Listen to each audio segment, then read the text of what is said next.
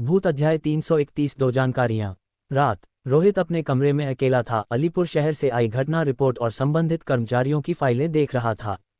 गुइलियान सुनीता की जानकारी पहले ही पढ़ चुका था, इसलिए उसे दोबारा देखने की जरूरत नहीं थी। लेकिन अलीपुर शहर गए अन्य दो अंतर्राष्ट्रीय घोस्ट कंट्रोलर से उसका सीमित संपर्क था। वे उसे बस कुछ जाने पहचाने लग रहे थे। ये तो असल में वह है। अनिकेत, रोहित ने एक परिचित फाइल को पहचाना। इस बार अलीपुर शहर को समर्थन देने के लिए अनिकेत को भेजा गया था, वही जिसे रोहित ने पहले हांगकांग गांव से बचाया था। अनिकेत जयपुर शहर का पहला अंतर्राष्ट्रीय घोस्ट कंट्रोलर था जो हांगकांग गांव में घोस्ट कॉफिन भूत ताबूत घटना में फंस गया था। जब तक कि रोहित ने आकर गतिरोध नहीं तोड़ा, उस अलौकिक घटना को हल किया और उसे बचाया। अप्रत्याशित रूप से अरविंद ने इस बार उसे अलीपुर शहर भेज दिया था। दूसरी फाइल में भी एक ऐसा व्यक्ति था जिससे रोहित पहले मिल चुका था, सागर, एक अंतर्राष्ट्रीय घोस्ट कंट्रोलर जो भूखे भूत की घटना के दौरान अरविंद के साथ शहर में आया था और भूखे भूत को दूर ले जाने की जिम्मेदारी उसी की थी। अनिकेत और सागर को शीर्ष स्तरीय घोस्ट कंट्रोलर माना जाना चाहिए। स्पष्ट रूप से अरविंद ने अलीपुर शहर की घटना को हल करने के लिए काफी विचार किया था। दो बहुत ही महत्वपूर्ण खिलाड़ियों को बुलाया था। इतना ही नहीं, रोहित ने बाहरी समर्थन की एक सूची भी देखी। मिक्की, बिट्टू, टैमनी, ये तो वही नौसिखिया तिकड़ी है जो पिछली बार मुझसे मिलने आई थी। मुझे याद है कि वे अलौकिक मंच के सदस्य होने चाहिए। अरविंद अलौकिक मंच के लोगों को कैसे ला पाया? क्या ये फोरम के प्रशासक नितिन के साथ कोई पर्दे के पीछे का समझौता हो सकता है? रोहित ने सोचा। यह अफसोस की बात थी कि उसके पास इस नौसिखिया तिकड़ी की फाइलें नहीं थीं। चूंकि वे अंतर्राष्ट्रीय घोस्ट कंट्रोलर नहीं थे, इसलिए स्वाभाविक रूप से कोई फाइल बैकअप नहीं होगा। लापता सुनीता को मिलाकर अलीपुर शहर में अभी कम से कम 6 घोस्ट कंट्रोलर हैं, और अगर कपिल और मैं कल वहां गए तो 8 हो जाएंगे। आखिरकार किस चीज के लिए इतने बड़े पैमाने पर ऑपरेशन की जरूरत है? अलीपुर शहर जनसिर गुब्बारा घटना। रोहित ने अंतिम फाइल की ओर देखा। यह अलीपुर शहर में अलौकिक घटनाओं को दर्ज करने वाली फाइल थी, जिसमें अधिक जानकारी नहीं थी, बस कुछ संक्षिप्त विवरण और कुछ घटनास्थल की तस्वीरें थीं। तस्वीरों में एक शहर का दृश्य दिखाया गया था जिसके ऊपर काले रंग की वस्तुएं तैर रही थीं। अगली तस्वीर की ओर पलटा, जिसे करीब से लिया गया था। आसमान में तैर रही काली वस्तुएं फीके सिर जैसे गुब्बारे निकली, जो अप्राकृतिक रूप से स्थिर थे, जैसे कि किसी ने उन्हें वहां तैरने के लिए छोड़ा हो, और इसलिए इसमें कोई आश्चर्य नहीं था कि इसे जनसिर गुब्बारा घटना कहा गया। हर रात अलीपुर शहर में लोग रहस्यमय तरीके से मर जाते थे। उनके सिर गुब्बारों की तरह ऊपर तैरने लगते थे, शहर के ऊपर आसमान में लटके रहते थे, और सिरों की संख्या रोजाना बढ़ती जाती थी। अलौकिक कारण अज्ञात, मारने का तरीका अज्ञात। ये दो अज्ञात संकेत करते थे कि यह एक ऐसा भूत था जो पहले कभी किसी फाइल में दर्ज नहीं हुआ था। सारी जानकारी अनुपस्थित थी। अंतर्राष्ट्रीय घोस्ट कंट्रोलर्स को अपने जोखिम पर अन्वेषण करने की आवश्यकता थी। ठीक इसी कारण से सुनीता गिर गई थी। उसका जीवन और मृत्यु अनिश्चित थी। वर्तमान हताहतों के आधार पर इस अलौकिक घटना को स्तर भी परिभाषित किया गया है, लेकिन चूंकि घटना को तुरंत हल नहीं किया गया है, हताहतों की संख्या लगातार बढ़ रही है, और सुनीता के लापता होने के साथ मुख्यालय ने इस घटना को स्तरे परिभाषित किया है। एक स्तर भी भयावहता की डिग्री, फिर भी स्तरे नुकसान रखती है। इसमें कोई आश्चर्य नहीं कि वह सागर अलीपुर शहर गया। रोहित पहले इस सागर से मिल चुका था। वह लड़का इस बात से काफी असंतुष्ट था कि रोहित ने एक स्तर ऐसी अलौकिक घटना को हल करने के लिए पहचान हासिल की थी और इस दायरे में प्रसिद्ध हो गया था। इसलिए इस बार अलीपुर शहर जाना शायद उसकी कुछ वाहवाही बटोरने की कोशिश थी। आखिरकार एक बार जब मुख्यालय किसी घटना का स्तर परिभाषित कर देता है, तो संबंधित स्तर की घटना को हल करने का श्रेय उपलब्धि के रूप में आपको दिया जाता है। अगर यह सिर्फ एक साधारण अलौकिक घटना होती तो वह एक बात थी, लेकिन पिंकू की उपस्थिति ने मामलों को जटिल बना दिया। जब यादों को बदलने में सक्षम एक भूत अलीपुर शहर में घुस आया, यदि ठीक से हल नहीं किया गया और अगर पिंकू को नियंत्रित करने वाले भूत की ताकत बढ़ती है, तो निस्संदेह यह एक और स्तर ऐसे अलौकिक घटना में बदल जाएगा। सामग्री पढ़ने के बाद रोहित ने थोड़ी देर सोचा और फिर कल अपनी यात्रा की तैयारी शुरू कर दी।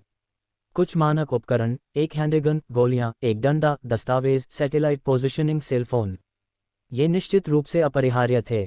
फिर विशेष वस्तुएं थीं, घोस्ट रोप, भूत रस्सी और घोस्ट कैंडल, भूत मोमबत्ती को लाना निस्संदेह आवश्यक था।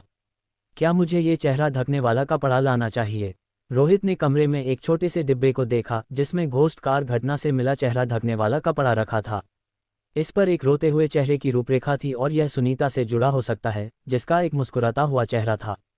इसके अलावा स्मृति बदलने वाला भूत भी दूसरों की यादें चुराने के लिए मानव चेहरों की नकल का उपयोग करता था, इसलिए ये चेहरा संबंधी कपड़ा कुछ संबंध रख सकता है। मैं इसे लाऊंगा, यह उपयोगी साबित हो सकता है। रोहित ने इसे वैसे भी लेने का फैसला किया।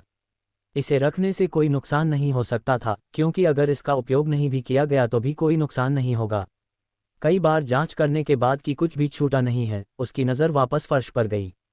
बेशक रोहित फर्श को नहीं देख रहा था, बल्कि उस जगह को देख रहा था जहां नीचे 10,000 मीटर गहराई में व्यक्ति त्वचा कागज वाला एक डिब्बा था। घोस्ट कार घटना से पहले उसने व्यक्ति त्वचा कागज को जमीन में गहराई तक भेज दिया था। अब अलीपुर शहर में विभिन्न जानकारी के लापता होने और स्मृति बदलने वाले भूत की उपस्थिति को देखते हुए ये प्रमुख संदेश प्रकट करने वाला व्यक्ति त्वचा कागज विशेष रूप से महत्वपूर्ण लग रहा था। फिर भी ऐसी भयानक वस्तुओं से निपटना वास्तव में अशांत करने वाला था। इस घटना की जानकारी नाजुक है, मुझे व्यक्ति त्वचा कागज पर निर्भर रहना होगा। मैं इसका उपयोग करता हूं या नहीं, मैं समय आने पर तय करूंगा। और अगर इस घटना को ठीक से नहीं संभाला गया तो इसमें शामिल खतरा सिर्फ व्यक्ति त्वचा कागज की इस शीट जितना सरल नहीं होगा। बहुत विचार करने के बाद रोहित ने इस बार इस वस्तु को अपने साथ लाने का फैसला किया। याद रहे, भूखे भूत की घटना के दौरान भी उसने व्यक्ति त्वचा कागज को अपने साथ नहीं रखा था। ऐसा इसलिए था क्योंकि भूखे भूत की घटना की जानकारी पहले से ही पूरी तरह से विस्तृत थी और यह केवल उसे हल करने की क्षमता की कमी का मामला था। लेकिन इस बार अलग था। वह एक भयानक अस्तित्व का सामना कर रहा था जो इच्छा से यादों को बदल सकता था। यदि आप सावधान नहीं रहे और उनकी चालों में फंस गए तो आप मर तो नहीं सकते हैं, लेकिन आप भूतों की दया पर होंगे जो आपकी याददाश्त के साथ खेलेंगे, पूरी तरह से उनके नियंत्रण में। तो इस बार रोहित को अपनी जान जोखिम में नहीं डालनी पड़ सकती है, लेकिन उसे पूरी तरह से सावधान रहना होगा। जैसे ही वह तैयारी कर रहा था, आलिया की आवाज़ गलियारे से आई, रोहित क्या तुम ऊपर हो? वह मानसी से भी ज्यादा डरपोक थी, शायद ही कभी अकेले 5वीं मंजिल पर आने की हिम्मत करती थी, ये जानते हुए कि वहां अशुद्ध चीजें थीं और यह वर्जित था। क्या बात है? रोहित ने जवाब दिया, मैंने पिछली बार के कागज के टुकड़ों को एक साथ जोड़ दिया है, क्या तुम आकर देखना चाहोगे? आलिया ने राहत की सांस ली। अगर रोहित वहां नहीं होता तो डर लगता, खासकर जब ऊपर से कभी कभी अजीब आवाजें आती थीं। रोहित ने कहा, ठीक है, मैं अभी आ रहा हूं। अपनी तैयारी लगभग पूरी होने पर उसने एक बॉडी बैग उठाया और नीचे चला गया। वह घोस्ट मिरर भूत दर्पण वाले कमरे से गुजरते हुए एक पल के लिए रुका, उसे देखा और फिर याद आया कि उसका शरीर अब अलग है, घोस्ट मिरर पर छाया नहीं छोड़ सकता। अन्यथा सावधानी के लिए वह यात्रा पर जाने से पहले घोस्ट मिरर पर एक छाया भी छोड़ सकता था। घोस्ट कार घटना लगभग रोहित का पतन बन गई थी, जिससे वह असाधारण रूप से सतर्क हो गया था। थोड़ी ही देर में आलिया खुशी से मुस्कराते हुए रोहित का हाथ पकड़कर उसे अपने बेडरूम में ले गई। इस बड़े एहसान के लिए तुम मुझे कैसे धन्यवाद दोगे जो मैंने तुम्हारे लिए किया है? मैं 5 या 6 दिनों से ठीक से सोई नहीं हूं क्योंकि मैं तुम्हारे लिए इन टुकड़ों को एक साथ जोड़ रही थी। मैं बाद में तुम्हारी तनख्वाह बढ़ा दूंगा, रोहित ने कहा। आलिया ने जवाब दिया, नहीं, मुझे तनख्वाह नहीं चाहिए, मैं चाहती हूं कि तुम आज रात मेरे साथ सो। देखो, मैंने बिस्तर भी लगा दिया है। क्या तुम्हें डर नहीं लगता कि मैं रात में ज़ोंबी बन जाऊंगा और तुम्हें मार दूंगा? रोहित ने उसे चिढ़ाया। अरे, तुम अब ज़ोंबी बन सकते हो। आलिया डर से कांप उठी। उसने रोहित को पहले भी नियंत्रण खोते हुए देखा था, जो तब हुआ था जब वे अपार्टमेंट में रह रहे थे। नहीं, रोहित ने अपना बयान बदल दिया। ठीक है, तुम बस मुझे डराने की कोशिश कर रहे हो। मुझे लगता है कि तुम मुझे किसी दिन डराकर मार सकते हो, आलिया ने आंसू और हंसी के मिश्रण के साथ कहा, अपने प्रेमी को सामान्य से बहुत दूर पाते हुए। आलिया की चिपकने की आदत को नज़रअंदाज करते हुए रोहित ने एक नोटबुक को पलटा जिसे एक साथ जोड़ा गया था। इसमें वे विभिन्न नोट थे जो पिंकू ने तब लिखे थे जब उसकी याददाश्त में हेरफेर किया जा रहा था। रोहित पहले ही सब कुछ जांच चुका था, लेकिन उसने आलिया से इसे फिर से एक साथ रखने के लिए कहा ताकि यह सुनिश्चित हो सके कि कोई सुराग छूटा न हो। सावधान रहना हमेशा सही कदम है। इसमें कुछ भी कीमती नहीं है। रुको। नोटबुक को कई बार देखने के बाद और यह सोचते हुए कि यह बेकार है, रोहित ने ध्यान दिया कि कई पन्नों के ऊपरी दाएं कोने पर प्रत्येक कोने में एक छोटा अक्षर लिखा हुआ था। हस्तलेखन छोटा था, जब व्यक्तिगत रूप से देखा जाता था तो अस्पष्ट था, लेकिन जैसे ही उसने पन्नों को तेजी से पलटा, ये अक्षर एक अधूरा वाक्य बना रहे थे। पन्ने उल्टे पुल्टे क्रम में एक साथ कीलों से जड़े हुए थे, इसलिए वे एक पूरा वाक्य नहीं बना सकते थे। रोहित ने ऊपरी दाएं कोनों से प्रत्येक अक्षर की नकल की और उन्हें सुसंगत रूप से एक साथ रखने की कोशिश की। शब्द कम थे, उन्हें एक साथ रखना आसान था। उसके सामने एक वाक्य प्रकट हुआ, कमरा 31, अलीपुर शहर में सीज़ा होटल। ये कैसे संभव है? पिंकू को कैसे पता चला कि भूत उस जगह पर जाएगा? रोहित की नज़र तेज हो गई।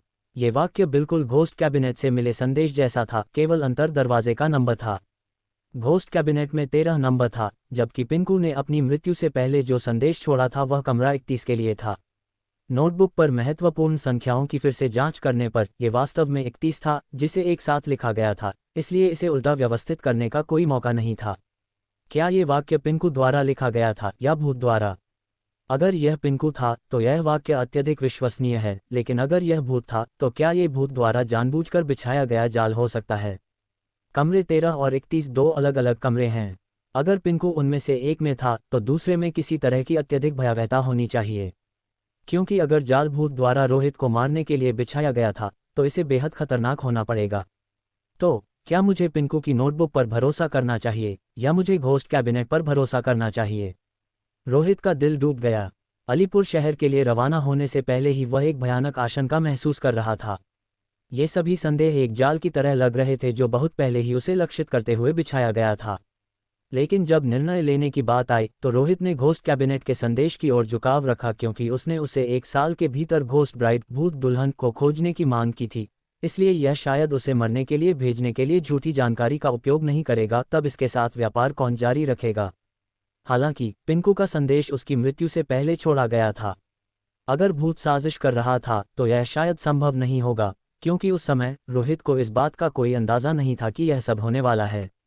दोनों जानकारी भरोसेमंद और संदिग्ध भी लग रही थीं, लेकिन संदेश अलग थे, जिसका अर्थ है कि उनमें से एक नकली होना चाहिए। ये भी संभव था कि दोनों ही झूठे हों। अध्याय 332 अलीपुर शहर में प्रवेश। अगले दिन आवासीय क्षेत्र के बाहर एक नागरिक हेलीकॉप्टर समय पर पहुंचा और साथ आए कर्मचारी केवल 3 थे। एक संबंधित स्टाफ सदस्य ने कहा, इस मामले के प्रभाव को देखते हुए ऑपरेशन को काफी गुप्त तरीके से संचालित करने की आवश्यकता है, इसलिए हम आपको बहुत दिखावटी तरीके से एस्कॉर्ट नहीं कर सकते। मुझे उम्मीद है कि आप समझ सकते हैं। मैं समझता हूँ, चलिए चलते हैं। रोहित ने सिर हिलाया और फिर विमान में सवार हो गया। इसका उल्लेख अरविंद ने कल किया था। अब उसकी विशेष स्थिति को देखते हुए अगर घोस्ट आई रोहित, जो इस स्तर की अलौकिक घटनाओं को हल कर सकता था, को अलीपुर शहर में प्रवेश करते हुए देखा जाता, तो क्या ये दुनिया को ये घोषित नहीं करेगा कि अलीपुर शहर की अलौकिक घटनाएं बेहद गंभीर हैं? इसलिए जितना संभव हो उतना कम प्रोफाइल रखना सबसे अच्छा था। जैसे ही हेलीकॉप्टर अलीपुर शहर की ओर बढ़ा, रोहित विमान में बैठा था, आंखें बंद किए हुए, गहन सोच में डूबा हुआ। वह पिछली रात सोया नहीं था, क्योंकि पिंकू ने मरने से पहले जो संदेश छोड़ा था उसने उसे एक स्पष्ट तात्कालिकता का एहसास कराया। घोस्ट कैबिनेट से संकेत, पिंकू की उपस्थिति, अलीपुर शहर में मृत व्यक्ति सिर गुब्बारा की घटनाएं और घोस्ट फेस सुनीता का लापता होना, ये सब एक उलझे हुए जंजाल की तरह लग रहे थे, जिन्हें स्पष्ट रूप से स्पष्ट करना असंभव था। फिर भी प्रत्येक तत्व में अपार भयावहता छिपी थी, जो व्यक्ति की सतर्कता की मांग कर रहा था। उसके बगल में बैठा स्टाफ सदस्य चुपके से रोहित को निहार रहा था। ये पुरुषों के बीच दोस्ती से परे किसी भावना के कारण नहीं था, बल्कि शुद्ध जिज्ञासा के कारण था। घोस्ट आई रोहित के अकेले जयपुर शहर की अलौकिक घटना को सुझाने की अफवाह एक ऐसा आकर्षण था जिसके बारे में कोई भी व्यक्ति अधिक जानना चाहेगा। यह अज्ञात और रहस्यमय के प्रति मनुष्यों की जिज्ञासा थी। अलीपुर शहर में सीजर होटल एक मुख्य जगह है। सभी संकेत वहीं की ओर इशारा करते हैं, रोहित ने कहा, अपने हेडफोन के माध्यम से सुनीता और अपने खुद के ऑपरेटर के बीच आखिरी संचार रिकॉर्डिंग को सुनते हुए। मेरा नाम सुनीता है। मुझे अलीपुर शहर में मृत व्यक्ति सिर गुब्बारा घटना के लिए अफसोस है। मैं कुछ समय से कोई समाधान नहीं खोज पाई हूँ, लेकिन शहर की निगरानी और वीडियो फुटेज की जांच करने के बाद मैंने पाया कि पहले कुछ सिर अलीपुर शहर के दक्षिणी शहर क्षेत्र के ऊपर तैर रहे थे। उद्धरण चिन्ह ... आज मैंने एक और दिन खोज की और कुछ सहज ज्ञान से प्रेरित होकर मैं दक्षिणी शहर में प्रसिद्ध सीजर होटल के सामने पहुंची। एक सहज ज्ञान ने मुझे बताया कि इस होटल में कोई समस्या लगती है और मुझे इसकी व्यक्तिगत रूप से जांच करने की आवश्यकता है। रिकॉर्डिंग को यहाँ रुक जाना चाहिए था। यहाँ एक समस्या है। रिकॉर्डिंग का अंतिम वाक्य गूंजा और उसके बाद सुनीता की आवाज़ फिर कभी नहीं सुनी गई। रिकॉर्डिंग सामग्री वहीं समाप्त हो गई। सुनीता सीजर होटल में लापता हो गई थी। कम से कम इतना तो रिकॉर्डिंग से अनुमान लगाया जा सकता था। क्या अनिकेत और सागर से संपर्क किया जा सकता है? रोहित ने रिकॉर्डिंग सुनने के बाद सीधे सैटेलाइट स्थित फ़ोन में पूछा। जिस क्षण उसने शुरुआत की, उसका फ़ोन 24 घंटे काम कर रहा था। मुख्यालय में वापस उसके 2 विशेष ऑपरेटर, यामिनी और पूनम भी संचार को संभालने के लिए 24 घंटे ड्यूटी पर थे। पूनम की आवाज़ आए, उनसे संपर्क किया जा सकता है। क्या आपको उनसे जुड़ने की ज़रूरत है? ज़रूरत नहीं है। अरविंद को सूचित करें कि एक बार जब मैं अलीपुर शहर में प्रवेश करूंगा तो मैं सीधे सीजर होटल की ओर जाऊंगा। मेरे मिशन के दौरान उन दोनों को सीजर होटल से दूर रहना चाहिए और किसी भी परिस्थिति में मेरे सामने प्रकट होने से बचना चाहिए, रोहित ने दृढ़ता से कहा। क्योंकि अब से उसे सतर्क रहना था। अगर किसी की याददाश्त में फेरबदल किया गया होता तो वे किसी न किसी तरह से उसके पास आने की कोशिश करेंगे और मौका देखकर कदम उठाने का इंतजार करेंगे। दूसरे शब्दों में, अलीपुर शहर में मौजूद सभी भूत प्रेत नियंत्रणकर्ता अविश्वसनीय थे और सबसे सुरक्षित विकल्प उनसे दूरी बनाए रखना था। इसका मतलब है कि आपको सहायता की कमी होगी, पूनम ने बताया। रोहित ने जवाब दिया, क्या आपने मेरी कल की रिपोर्ट नहीं पढ़ी? अलीपुर शहर में यादों में हेरफेर करने में सक्षम एक भूत है, इसलिए मैं उन पर भरोसा नहीं कर सकता। मामला बंद होने तक अपनी दूरी बनाए रखना सबसे अच्छा दृष्टिकोण है। लेकिन सागर और अनिकेत के संचार के अनुसार उन पर हमला नहीं हुआ है। पूनम ने कहा, हमारे पक्ष ने पहले ही उनकी पिछली रात की कॉल लॉग और वॉइस रिकॉर्डिंग का विश्लेषण कर लिया है। उनकी याददाश्त में हेरफेर होने की संभावना 10% से अधिक नहीं है। हम पुष्टि कर सकते हैं कि वे सुरक्षित हैं। अलौकिक घटनाओं के सामने कोई भी गलती जानलेवा हो सकती है। हो सकता है कि कुछ भूत प्रेत नियंत्रणकर्ताओं की मृत्यु मायने न रखती हो, लेकिन अगर स्थिति बिगड़ती है तो परिणाम विशाल हो सकते हैं। मैं पहले से ही बहुत सारी चुनौतियों का सामना कर रहा हूं और मैं एक अतिरिक्त संभावित खतरे को नहीं चाहता। अगर मुख्यालय उन्हें तथाकथित समर्थन प्रदान करने पर जोर देता है तो मैं अलीपुर शहर में मिशन रद्द करने का विकल्प चुनता हूं, रोहित ने पूरी गंभीरता से कहा। ठीक है, मैं सागर और अनिकेत को सीजर ग्रैंड होटल से दूर रखने की पूरी कोशिश करूंगा, लेकिन मैं गारंटी नहीं दे सकती कि आपने जो सुदृढ़ीकरण का अनुरोध किया है वे आपके संपर्क में नहीं आएंगे। मैं उन लोगों पर नजर रखूंगा, रोहित ने कहा। कॉल के दौरान अचानक एक हेलीकॉप्टर जो सामान्य रूप से उड़ रहा था, उसे लगा जैसे कुछ टकराया हो, दाईं ओर तेजी से झुक गया, जिससे केबिन में बैठे कई लोग लगभग संतुलन खोकर गिर पड़े। क्या हुआ? एक साथी स्टाफ सदस्य ने तुरंत पूछा। सह पायलट ने तुरंत कहा, हमने अभी अभी जयपुर शहर के हवाई क्षेत्र में प्रवेश किया है और हम उड़ान के दौरान लगभग किसी चीज से टकरा गए थे। खुद को संभालने के बाद रोहित ने तुरंत खिड़की से बाहर देखा, लेकिन उसने जयपुर शहर के ऊपर आसमान में कई गुब्बारों की तरह तैरती हुई वस्तुएं देखीं। वे हवा के साथ झूलते हुए शहर के ऊपर भटक रहे थे। हालांकि वे व्यापक रूप से फैले हुए थे, एक आकस्मिक नज़र में कम से कम दर्जनों दिखाई दे रहे थे। सबसे करीबी गुब्बारा जानबूझकर तैरता हुआ लग रहा था। रोहित ने तुरंत पुष्टि की कि यह वस्तु ठीक वैसी ही थी जैसी संग्रह फोटो में दर्ज की गई थी। एक मानव सिर पर एक ऐसा चेहरा था जिसने अपना रंग खो दिया था और मृत्यु जैसा पीला पड़ गया था, आंखें बंद थीं और पूरी तरह से गतिहीन था, जैसे कि गहरी नींद में फंसा हो। क्या यह मृत व्यक्ति सिर गुब्बारा है? रोहित ने काफी देर तक निरीक्षण किया। उसने मृत व्यक्ति सिर गुब्बारा के बारे में कुछ भी असामान्य नहीं देखा। ये सिर्फ एक सामान्य मृत व्यक्ति का सिर लग रहा था। लेकिन कुछ भी असामान्य नहीं मिलने का मतलब यह नहीं था कि कोई समस्या नहीं थी। क्या साधारण मृत व्यक्ति के सिर किसी शहर के ऊपर इस तरह तैरते रहेंगे? इन चीज़ों से बचने की कोशिश करें और उतरने के लिए एक जगह ढूंढें, फिर आप जा सकते हैं, रोहित ने जोर से कहा। समझ गया, पायलट ने जवाब दिया। सामान्य लोगों के रूप में हर कोई जानता है कि ऐसी चीज़ों को नहीं छूना चाहिए, क्योंकि कौन जानता है कि कौन सी दुर्घटनाएं हो सकती हैं। हालांकि वे बिखरे हुए हैं, आसमान में कम से कम 200 सिर तैर रहे हैं, रोहित ने नोट किया जैसे ही हेलीकॉप्टर उतरने की तैयारी कर रहा था। अपने आकलन से वह केवल मोटे तौर पर अलौकिक घटनाओं में मरने वाले लोगों की संख्या का अनुमान लगा सकता था। ईमानदारी से, संख्या अधिक नहीं थी। यह एक स्तर की अलौकिक घटना के रूप में भी योग्य नहीं था, लेकिन अगर इसे जल्द ही नहीं रोका गया तो यह अभी भी आपदा में बढ़ सकता है।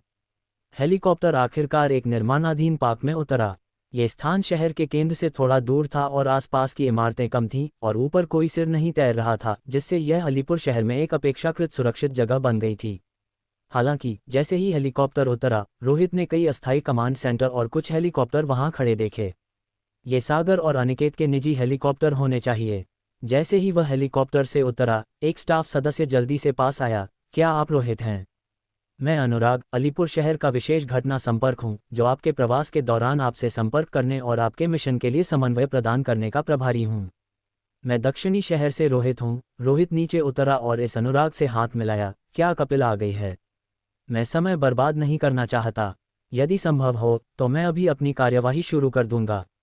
वह बातों को खींचना नहीं चाहता था, पिंकू को परेशानी पैदा करने के लिए बहुत अधिक मौके देना नहीं चाहता था। वह 10 मिनट पहले आ गई, अनुराग ने सख्ती से कहा। किसी भी समय आपके साथ सहयोग करने के लिए तैयार है। 10 मिनट, इसका मतलब था कि मुख्यालय ने लगभग कपिल की डिलीवरी का समय पूरी तरह से निर्धारित कर दिया था, जिसने इस बच्चे के कीमती स्वभाव को भी साबित किया। कृपया मुझे कपिल के पास ले चलो, रोहित ने कहा। मैं उससे बात करना चाहता हूँ। कोई समस्या नहीं, अनुराग ने तुरंत रास्ता दिखाया।